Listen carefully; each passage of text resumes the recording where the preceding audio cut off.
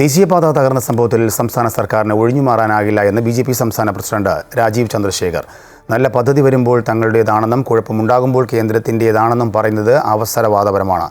എന്താണ് സംഭവിച്ചതെന്ന് ദേശീയപാത അധികൃതർ അന്വേഷിക്കും. കൂടുതൽ നടപടികൾ ഉണ്ടാകും. നാളെ സ്ഥലം സന്ദർശിക്കുമെന്നും അദ്ദേഹം പറഞ്ഞു.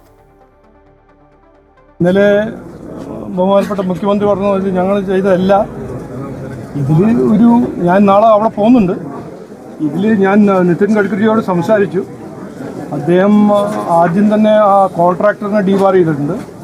ഒരു എൻക്വയറി കമ്മിറ്റി നടക്കും. ഇതിൻ്റെ കാരണം എന്താണ്, ഇത് സമരം ചെയ്തിട്ട് അതിൻ്റെ സർവേ മാറ്റിയതാണോ ഒരു കാരണം, ഇതിൻ്റെ ക്വാളിറ്റി ആണോ ഒരു കാരണം. അപ്പോൾ അതെല്ലാം എൻക്വയറി കമ്മിറ്റി നോക്കും. അത് അവർ റിപ്പോർട്ട് ചെയ്തിട്ട് നമുക്ക് തീരുമാനിക്കാം. ഇത് ഇങ്ങനെ ഒരു സെലക്റ്റീവ് അല്ലേ. ഇവർക്ക് വേണ്ട സമയത്ത് കേന്ദ്ര ഗവൺമെൻറ് പദ്ധതിയും കേന്ദ്ര ഗവൺമെൻറ് ഇൻഫ്രാസ്ട്രക്ചർ ഞങ്ങളുടെ ആണെന്ന് പറഞ്ഞ് നടക്കുന്ന ഒരു സംസ്ഥാന സർക്കാരല്ലേ. അപ്പോൾ അവർ പറയുന്നത് ഇങ്ങനെ രാഷ്ട്രീയം 24/7 ചെയ്യുന്ന ഒരു കാര്യമാണ്.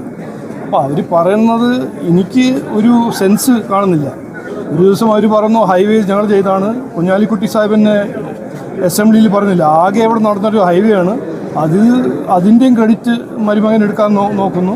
അത് ചെയ്തത് NHA ആണ്. അത് ചെയ്തത് നരേന്ദ്രമോദിജിയും നിതിൻ ഗഡ്കരിജിയാണ്. NHA ഇതിൻ്റെ ഒരു പൂർണ്ണ ഡീറ്റെയിൽ ആയിട്ട് ഇൻവെസ്റ്റിഗേഷൻ നടത്തും. NHA എത്രയോ ലക്ഷം കിലോമീറ്റർ ഗ്ലോബൽ ക്വാളിറ്റീൻ്റെ ഹൈവേ ചെയ്യുന്ന ഒരു ഓർഗനൈസേഷനാണ്.